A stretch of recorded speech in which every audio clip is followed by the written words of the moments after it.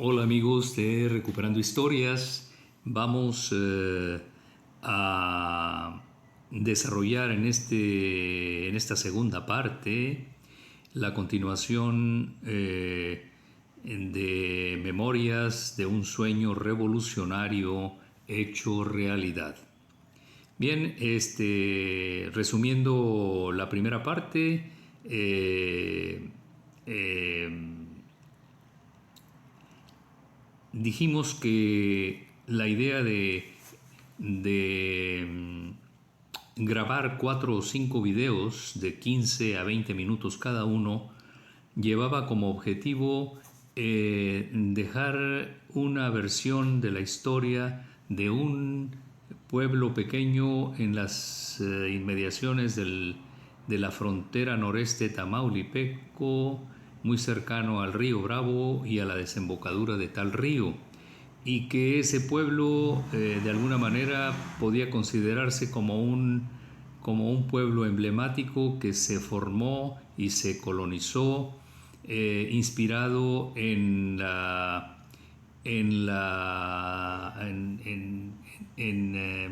pretensiones originales de la Revolución Mexicana. Bien, vamos a continuar. El primer video le dedicamos de manera muy resumida a algo, a las características del lugar, y a su ubicación y algunos antecedentes de la etapa revolucionaria del primer reparto agrario y características muy generales del lugar. En este segundo video vamos a intentar a intentar completar esta etapa revolucionaria, pero ya entrando a detalles particulares que ocurrieron a raíz de la revolución y que fue la parte más sufrida antes de que 2 décadas después viniera la fundación de este pueblo. Bien, como en todas las revoluciones, pues implica que por lo menos hay dos ideas encontradas, cuando no más, como ocurre en el caso de la Revolución Mexicana. Aquí el encuentro de opiniones se centra más en lo que es la parte agraria, la parte de la explotación de las tierras, aunque vuelvo a repetir, esta región de México no era una región de hacendados, era una región de familias de escasos recursos que criaban cabras y vacas, no en cantidades grandes, y que comercializaban con la carne y con los cueros. Pero no se puede hablar de la existencia de grandes haciendas, mucho menos de todos esos características de las haciendas, de las grandes haciendas que había en el centro y en otras partes de la República Mexicana, donde existía la explotación, las tiendas de raya y toda esa diferencia de clases tan marcada. Aquí el promedio de las personas que habitaban esta región del norte tamaulipeco eran gente con un estilo de vida similar, pero que ese estilo de vida era más próximo a estilos de vida característicos de familias pobres que tenían que luchar diariamente para conseguir su sustento, con la diferencia de que no trabajaban para otros, sino que tenían sus cabras o sus vacas y su tierra de labor que le llamaban en la ribera del río, y que cultivaban, hacían pequeños sembradíos que les generara una autosuficiencia alimentaria para ellos y para su ganado. Así es de que es necesario aclarar esto, porque a veces en la historia oficial se generaliza y se ubican como que todo el país estaba plagado de gente o muy rica o muy pobre. Pues aquí la gente era más bien pobre y no en la gran mayoría no eran dueñas de haciendas con todas esas características que están tipificadas como las grandes haciendas porfirianas y de ese tiempo. Desde luego, como dije en el primer capítulo, en la primera parte, perdón, de estos videos, sí existieron desde tiempos coloniales una hacienda muy grande, que le llamaron la Sauteña, pero que eso ya para la etapa revolucionaria estaba completamente desaparecida. Las familias que aquí vivían habitaban porciones de tierra que para nada tenían las dimensiones de grandes haciendas. Y en época porfirista el único que tuvo alguna extensión de tierra importante fue un sobrino de don Porfirio, pero que fue realmente parte vamos, al calor de toda esa etapa porfirista. Ese sobrino vino y se asentó aquí y poseía una tierra ahí que verdaderamente ni la explotaba como el resto de las tierras que vivían, en donde vivían las familias oriundas y habituales de aquí de la región, ni tampoco era un lugar con las grandes construcciones, ni con nada que se le pareciera a lo que entendemos por una hacienda. Dicha esta aclaración, entonces vamos a continuar con esta segunda parte y le podría llamar la etapa, el retorno y la pacificación. Bueno, ¿por qué el retorno? Porque muchas de las familias que estaban en esta parte del río Bravo, entre más o menos la porción de Reynosa, lo que actualmente es Reynosa, hasta la desembocadura del Bravo, muchas de estas familias, incluyendo hasta el pueblo de Camargo también, una vez que empiezan todas las luchas armadas de la revolución, se trasladan al otro lado del río para no sufrir los estragos de la Revolución Mexicana, sobre todo a las familias. Y se trasladan porque verdaderamente todavía las familias que vivían de este lado tenían familias de aquel lado que quedaron así divididas por el río y la frontera cuando Texas se separa de México, pero eran las mismas familias, los mismos ranchos y las mismas costumbres, eran mexicanos, tan mexicanos como los que quedaron de este lado del río Bravo, del lado sur. Bueno, se van para allá y ya que empieza a haber señales de que la revolución empieza a bajar en sus niveles de violencia y empieza a haber gobiernos pacificadores y viene la reconciliación, empiezan a retornar tratando de rescatar, si es que era posible, las tierras que habían abandonado huyendo de la revolución. Pero en la primera parte, en el primer video, les mencionaba que hubo un primer reparto agrario encabezado por Lucio Blanco y que parte de estas tierras quedaron afectadas, que ese primer reparto adolecía de todos los mecanismos que aseguraran en buena medida un reparto equilibrado y que fuera equivalente a la posesión justa y organizada de la tierra, de esta tierra. Bueno, pues al retornar más o menos entre 1919 y 1920, después de la gran epidemia de la gripe española, y entre ese periodo de 1920 a 1923 empezó el regreso de todas estas familias, y algunas sí se encontraron con la cruda realidad de que cuando menos, si no estaban ocupadas las tierras, no podían del todo formalizar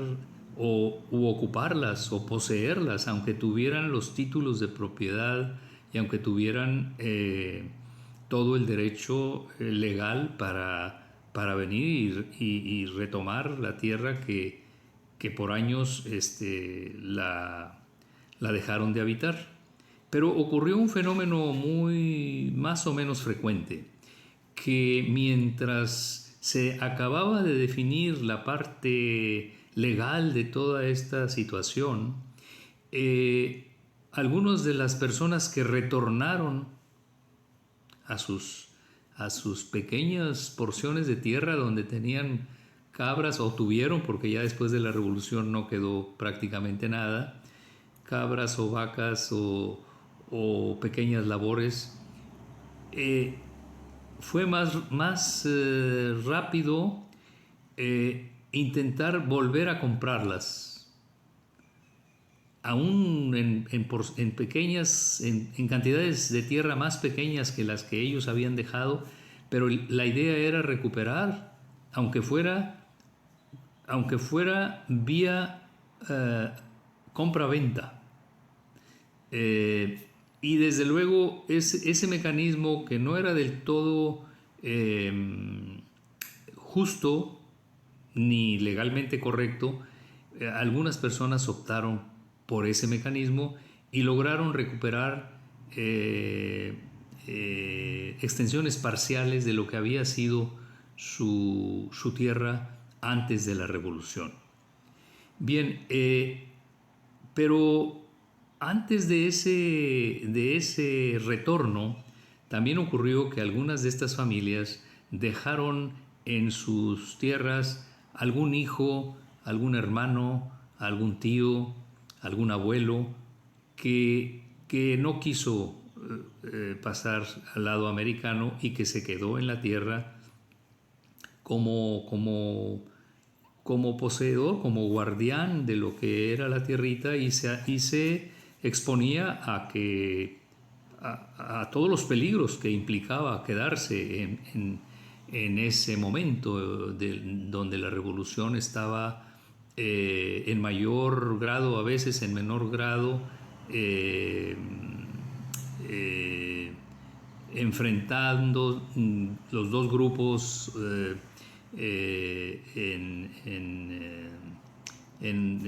con ideas adversas. Y bueno, también fue frecuente que estas personas que se quedaron custodiando esas pequeñas partes de tierra, que vuelvo a repetir, en ningún momento eran haciendas, algunos perdieron la vida, otros fueron procesados, otros fueron incluso ahorcados, como ocurre a veces en este tipo de luchas revolucionarias,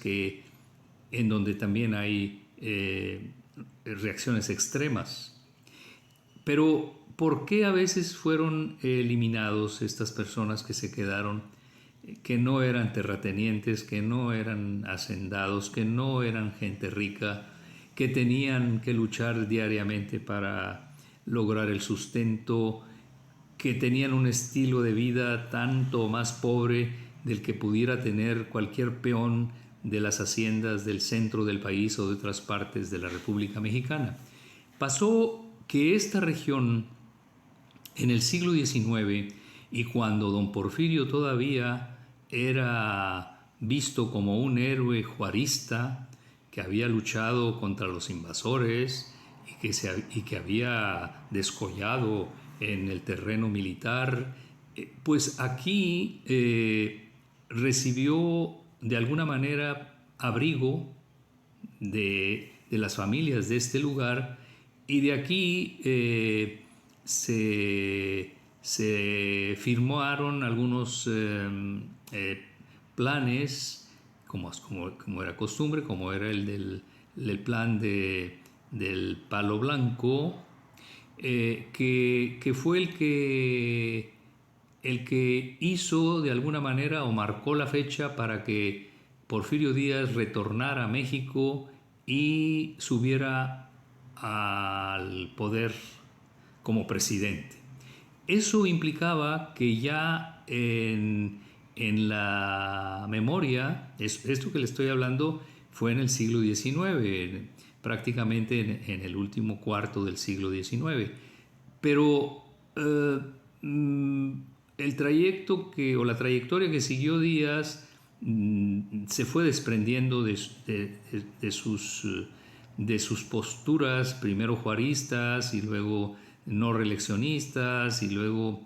cómo fue transformando su ideología hasta llegar a lo que sabemos que llegó, que era ya una dictadura con una alianza enorme hacia el conservadurismo, etcétera. Pero la gente que aquí vivía tenía todavía la idea del Porfirio heroico, juarista, y, y se quedó con esa versión de don Porfirio, y el aislamiento en que se vivía, la falta de información, etcétera. Bueno, pues quedó, aunque no tenían ningún contacto ya con don Porfirio, pero una vez que la revolución